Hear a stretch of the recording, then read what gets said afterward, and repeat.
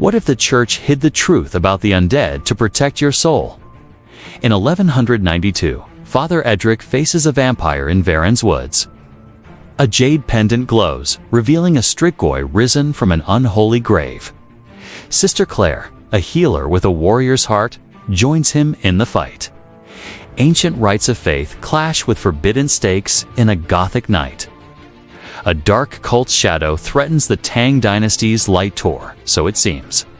Brother Thomas unveils chronicles of the Church's silent war on the damned. Will Edric defy doctrine to save his flock from eternal hunger? A celestial lore infernal secret hangs in the balance under a blood-red moon. Unravel this medieval mystery. Watch the battle against the undead unfold now.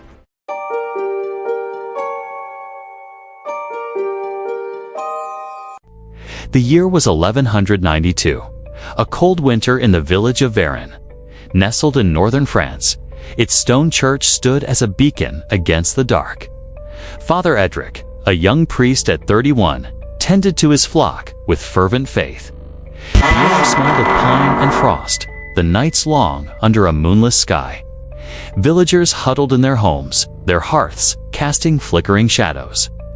Whispers had begun to spread, tales of a shadow that hunted in the woods. Livestock vanished, their blood drained, their bodies left pale under the snow. Some claimed to see a figure cloaked in black, with eyes that glowed like embers. Father Edric dismissed these as peasant fears, born of hunger and cold. The church taught that evil was a test, not a creature of flesh and bone. Edric's closest confidant was Sister Claire, a nun with a healer's gentle hands. At 26, Claire had joined the convent after her family perished in a plague. She brought herbs to the sick, her prayers a balm for the village's weary souls. But even Claire's calm wavered when a child, Marie, spoke of a dark man. "He came to my window," Marie whispered, her small hands trembling. His voice was a song, but his teeth were sharp, like the wolf in the tales. Edric crossed himself, his rational mind seeking a natural cause. Perhaps a bandit, he thought, or a fever dream born of the child's fear. Claire met his gaze, her eyes clouded with doubt, her voice low. "Father, what if the old tales of the strigoi are true?" she asked. The strigoi vampires were a folk legend, whispered by elders at the hearth. The church condemned such tales as heresy, a distraction from God's light. Edric had studied theology in Paris, where scholars scoffed at superstition. But Varenne was far from Paris, its woods thick with ancient untamed fear. That night, a farmer named Roland burst into the church, his face ashen. "Father, my son Guillaume, he's dead." Roland gasped, his voice breaking. "He was hale at dawn, but at dusk we found him in the barn, bloodless." Edric followed Roland to the barn, the air heavy with the scent of hay and death. Guillaume lay pale, to puncture marks on his throat, his eyes wide in terror. A chill gripped Edric. These wounds were no animal's bite, but something sinister. Edric sought counsel from Brother Thomas, a monk who'd traveled from Rome. Thomas, at 45, was a scholar of the church's oldest, most guarded texts. He carried a leather satchel, its contents sealed with the bishop's wax. "The church has long known of such creatures," Thomas admitted, his voice low. In 1147, a monk in Bavaria wrote of the undead. They called them Naxira, corpse eaters risen to feast on the living. Thomas unrolled a parchment. Its Latin script faded but stark with warning. The church buried these truths, fearing they'd shake the faithful's trust. Edric's faith wavered. How could the church hide such a horror? He felt a storm brewing, one that would test both his soul and his vows. The next morning, Edric gathered the villagers in the church, their faces pale. He spoke of God's protection, urging them to pray and trust in the light. But their eyes held fear, not faith, their whispers louder than his sermon. Claire tended to the crowd, her hands steady, but her brow furrowed. "Father, they speak of a grave in the woods, one that's been disturbed," she said. "It belongs to a man, Stephen, who died unbaptized 3 months ago." Edric remembered Stephen the thief, shunned by the village, buried without rites. The church taught that the unbaptized were damned, their souls unrested. A dark thought crept into Edric's mind. What if Stephen had risen? He resolved to investigate, his duty as a priest, now a battle with the unknown. That evening, Edric and Claire ventured into the woods, a lantern in hand. The trees loomed like sentinels, their branches clawing at the starless sky. Edric clutched his crucifix, its silver cold against his palm, a shield of faith. Claire carried holy water, her prayers a soft chant against the night silence. They found Stephen's grave, its earth churned, the wooden cross toppled. A foul stench rose, not of decay, but of something alive, yet unnatural. Edric knelt, his lantern revealing claw marks in the dirt, deep and desperate. Something crawled out, Claire whispered, her voice trembling. Edric crossed himself, the church's teachings clashing with the evidence. The undead were real, and the church's silence had left Varenne to face them alone. Father Edric stood over Stephen's disturbed grave, the lantern's light trembling. The claw marks in the earth were deep, a sign of something clawing its way out. Claire clutched her vial of holy water, her prayers a whisper in the icy air. "Father, this is no natural beast," she said, her voice steady, but her eyes wide. Edric nodded, his faith shaken. The church had taught him to deny such horrors. But the evidence was undeniable, a truth the church had buried for centuries. He thought of Brother Thomas's words, the hidden texts of the Naxira. "We must return to the church," Edric said, his voice firm, despite his fear. "There are answers as essential answers the church docenti want us to find." The woods seemed to close in, their shadows whispering as they retreated. Back at the church, Edric found Thomas in the scriptorium, hunched over a candle.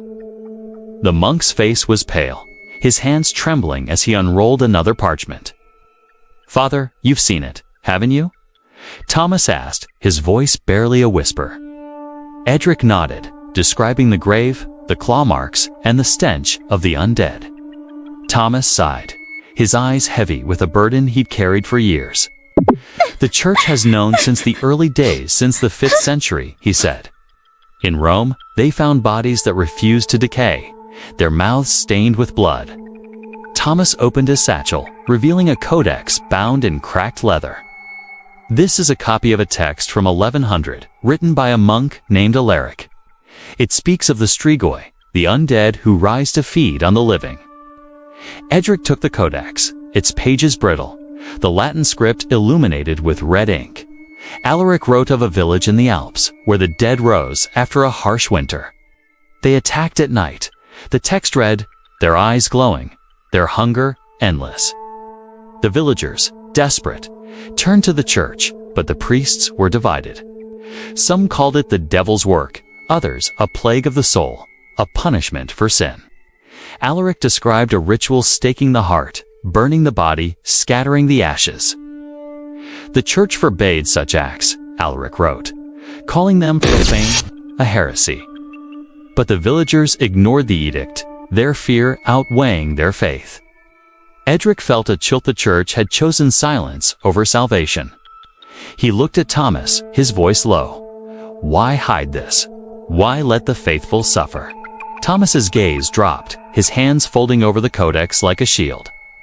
The church feared panic, he said, feared the faithful would turn to old ways. Pagan rites, blood rituals, these were the tools of the villagers, not the cross.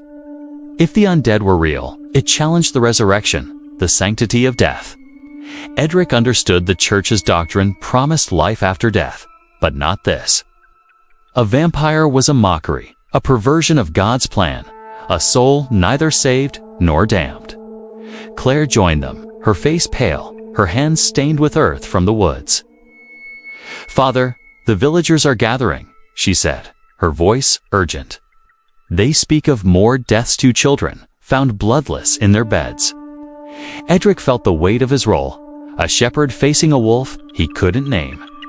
The village square buzzed with fear, the air thick, with the scent of garlic. Doors were marked with crosses, windows draped with thorny branches. Edric stood before the crowd, his black robes stark against the snowy ground. He raised his hands, calling for calm, his voice echoing with forced certainty. "The Lord protects us," he said, "but we must face this evil with faith." A woman, Elise, stepped forward, her eyes red from weeping, her voice a scream. "My children are dead, father drained by that fiend Stefan," she cried. The crowd murmured, their fear turning to anger, their faith fraying at the edges. Edric felt their doubt, a mirror of his own, the church's silence deafening. He resolved to act, to confront the undead, even if it meant defying doctrine. That night, Edric prepared for a vigil, gathering relics from the church's altar. A silver crucifix, a vial of holy water, and a wooden stake carved with prayers.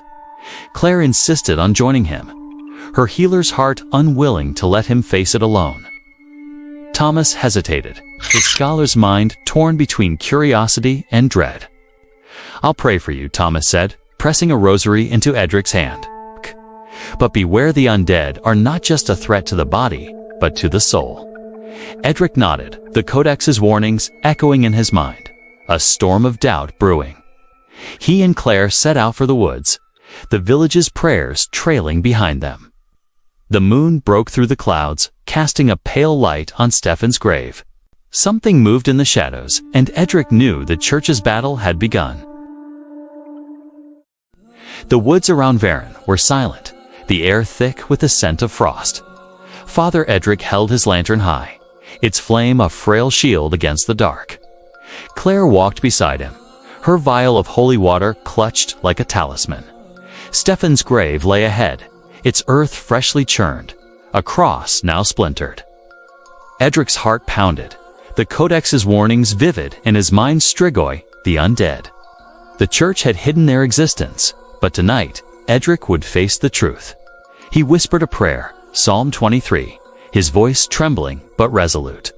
"Though I walk through the valley of the shadow of death," he began. Claire joined in, her voice a soft echo, their faith a fragile thread. A low moan broke the silence, and Edric's prayer faltered, his blood running cold. A figure emerged from the shadows, its movements unnatural, a predator's lurch. It was Stefanor. What had been Stephanie's face ashen, his eyes glowing red. His lips were stained with blood, his teeth sharp, a mockery of the man he'd been. Edric raised his crucifix, its silver glinting in the lantern's dim light. "In the name of Christ, be at peace," he commanded, his voice cracking. Its voice a guttural snarl, a sound from the abyss. Claire sprinkled holy water, the droplets sizzling as they touched the ground. Stefan recoiled, his hiss turning to a shriek, his body writhing in pain. Edric felt a surge of hope the church's rites had power, even against this evil.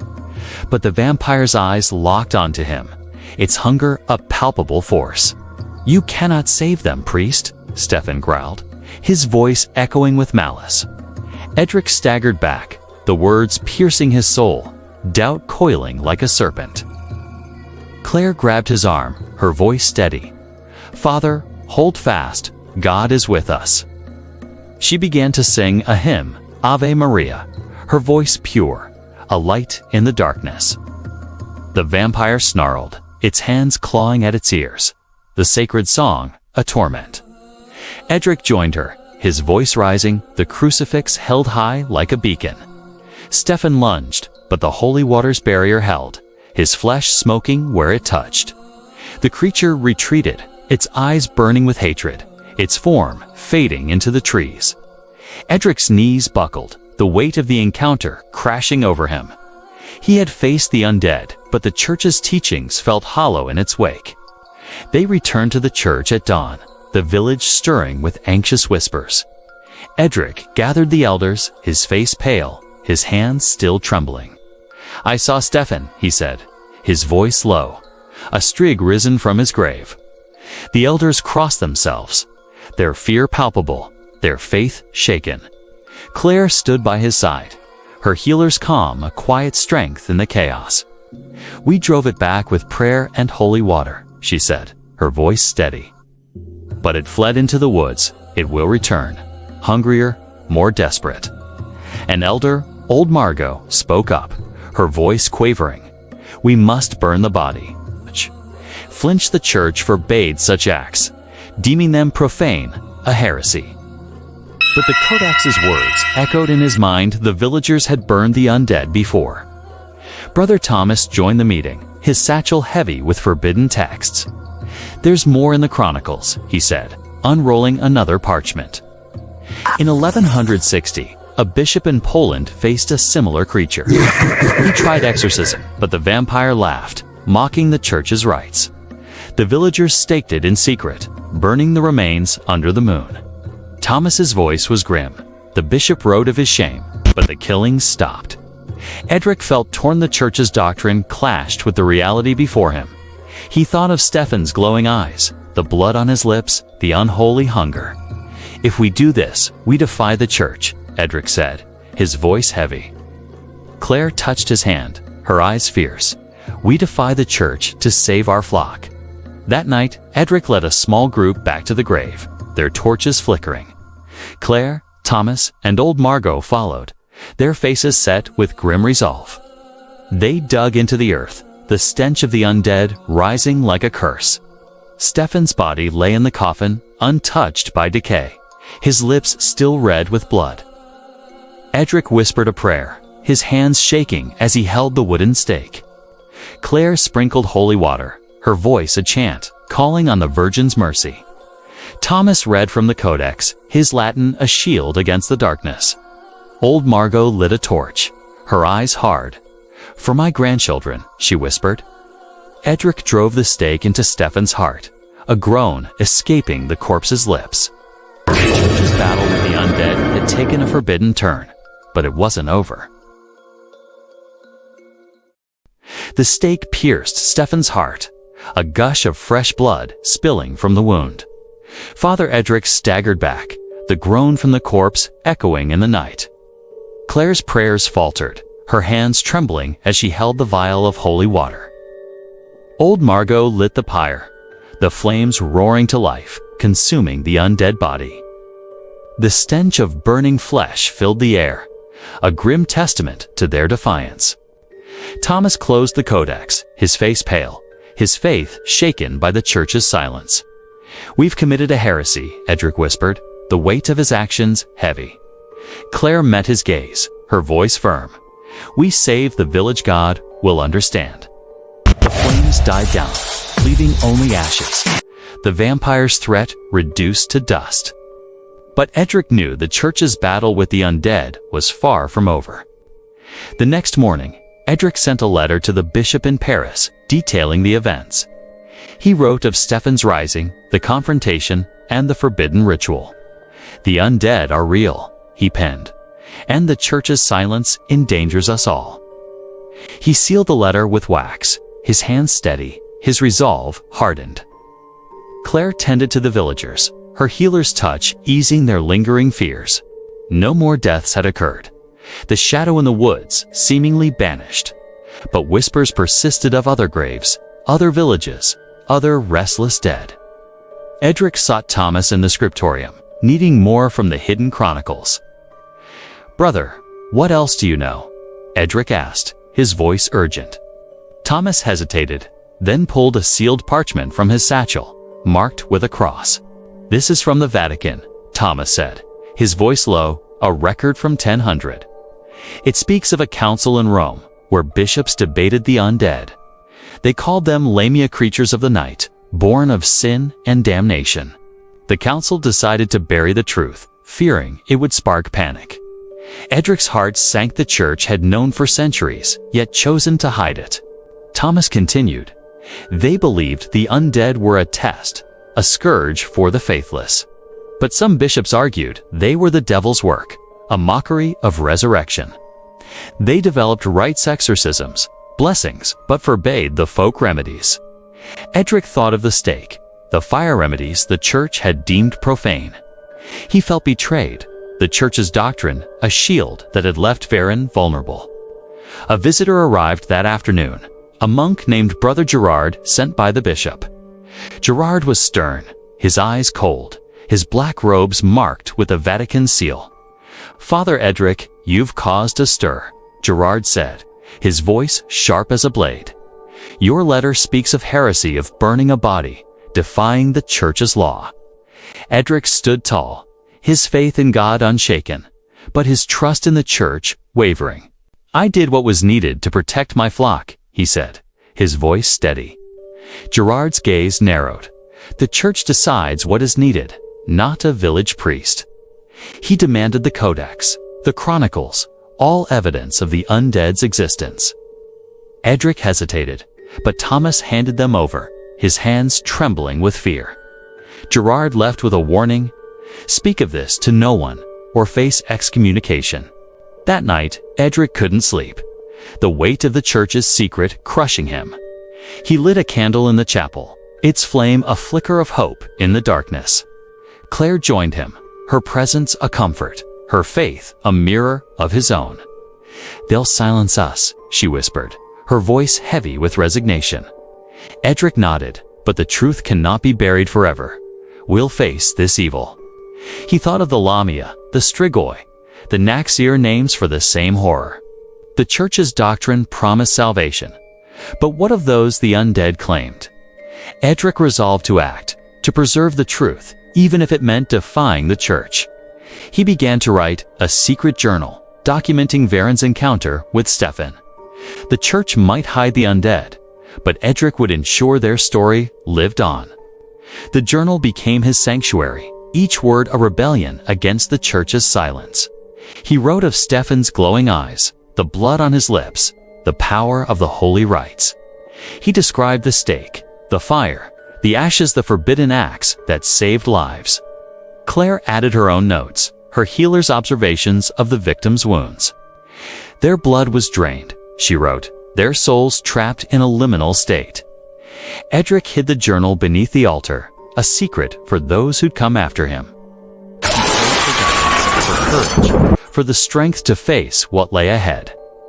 The church's battle with the undead was a war of faith, and Edric was its soldier.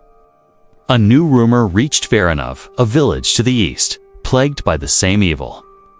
Edric knew his journey was not over. The undead were a scourge he could not ignore.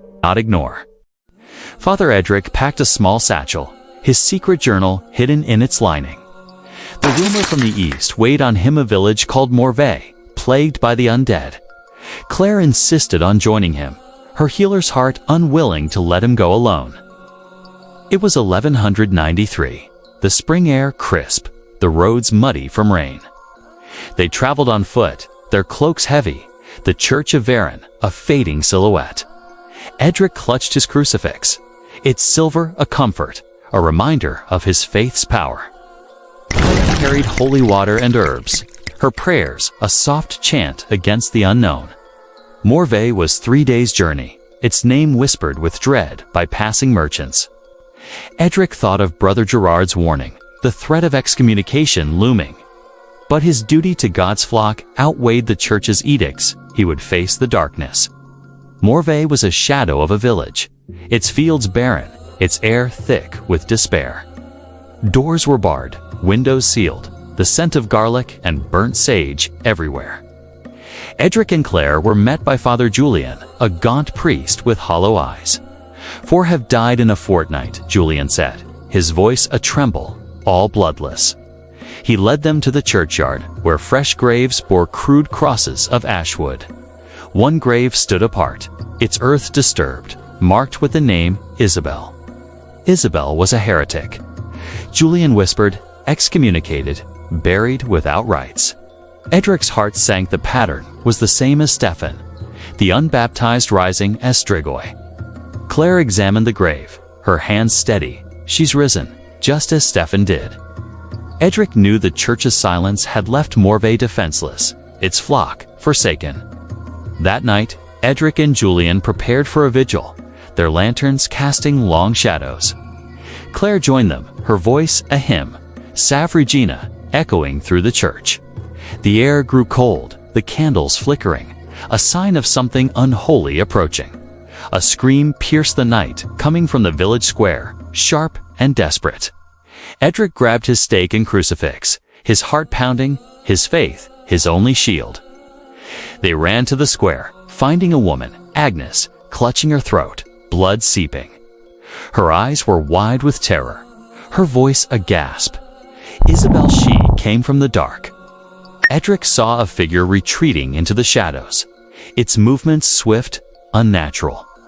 Claire tended to Agnes, her herbs slowing the bleeding, but the wound was deep. Edric knew they had to act. Isabel's hunger would not stop with one victim. They tracked Isabel to the woods, her grave a gaping wound in the earth. Edric whispered a prayer, his crucifix raised, the moonlight glinting off its silver.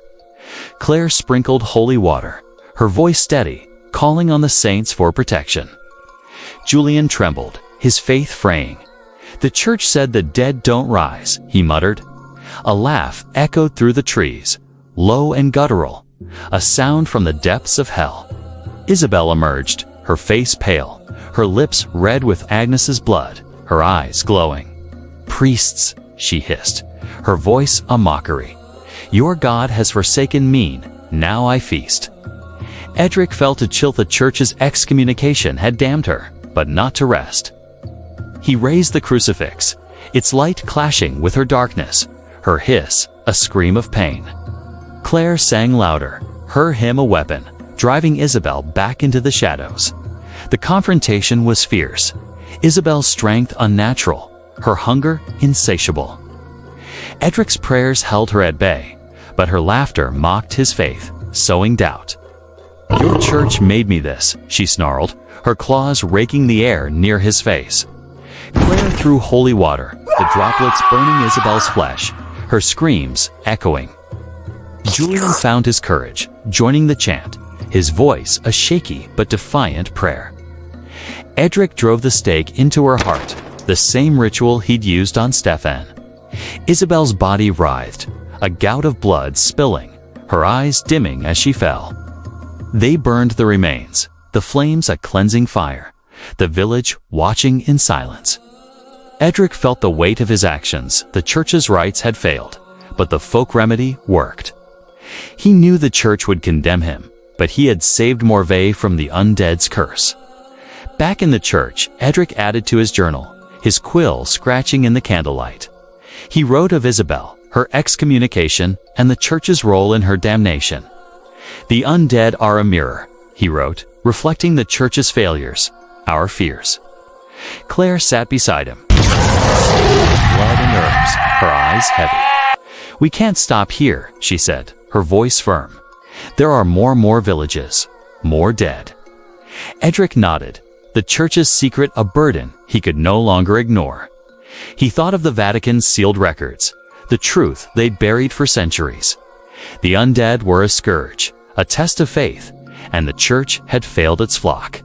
Edric resolved to continue to face the darkness, to rewrite the church's story. The battle with the vampires was a war for the soul, and he would not falter. Father Edric returned to Varenne, his journal heavy with the truth of the undead. It was late spring of 1193, the village blooming with life. But the scars of Stefan's terror lingered, the church's silence a lingering wound. Claire resumed her healing, her hands steady, her faith deepened by their trials. Edric hid the journal beneath the altar, its pages a testament to their battle. He wrote of Morvay, of Isabel, of the church's role in creating the strigoi. "The undead are a scourge," he wrote, "born of our failures, our fear of the unknown." He prayed over the journal, asking God to guide those who'd find it in the future. The church might silence him, but the truth would endure, a warning to the faithful. Edric knew his fight with the undead had changed him, his faith now a tempered steel. A letter arrived from the bishop, its tone cold, its words a veiled threat. "Father Edric, your actions in Morvay have been noted," the bishop wrote. "You will cease your inquiries into the undead, or face the church's judgment." Edric felt the weight of excommunication, a fate worse than death for a priest. But he couldn't stop the undead were real, and the church's silence was a sin. He shared the letter with Claire, her eyes fierce, her resolve unshaken. "But not the truth," she said, her voice a quiet fire. Edric nodded. His decision made he would continue, even if it meant exile. He began to train others, teaching the rites, the folk remedies, the prayers that worked. The church might deny the undead, but Edric would arm the faithful to fight them. Years passed, and Edric's name became a whisper among the villages of northern France. By 1200, he was an old man, his hair gray, his hands scarred from stakes. He'd faced more vampires, each battle a test, each victory a defiance of the church. Claire remained by his side, her healing touch a light in the darkest nights. They founded a secret order, the Keepers of the Cross, to guard against the undead. The order worked in shadows, preserving Edric's journal, passing down the rituals. They used holy water, crucifixes, and stakes, blending faith with forbidden acts. The church branded them heretics, but the villages they saved called them saints. Edric's legacy grew, a quiet rebellion against the church's doctrine of silence. He died in 1210, his last prayer, a plea for the souls of the undead. Centuries later, in 1730, a scholar found Edric's journal. The church had long buried its knowledge of the undead, but the truth endured. The scholar, a priest named Father Anselm, read of Edric's battles with awe. He saw the parallels his own encounters in Kisilova and Medvega, the same horror. Edric's words echoed Anselm's own fears, the vampire a mirror of human sin. The undead are not just monsters, Edric had written, but a reflection of our doubts. Anselm added his own notes, his quill trembling, the church's silence a heavy burden. He published a treatise citing Edric's work, sparking debates across Europe. The church suppressed it, but the vampire's myth grew, a legend born of hidden truths. Edric's legacy lived on, a testament to a priest who defied the church to save souls. If this tale of the church and the undead stirred your heart with its gothic dread, Edric's battle against the strigoi made you question the light and the dark, the clash of faith and fear left you breathless, seeking more hidden truths. Show your support. Give this video a like to share the legacy of the Keepers. Join us on this journey into the past, where the undead haunt the faithful. Subscribe for more stories of courage, doubt, and the supernatural war. What do you think the church hid next? What horrors still lurk in the shadows? Drop your thoughts below. Let's uncover the mysteries together. The legacy of the undead endures. A new chapter awaits your curiosity. Your wonder lights the path forward. Let's walk it as one.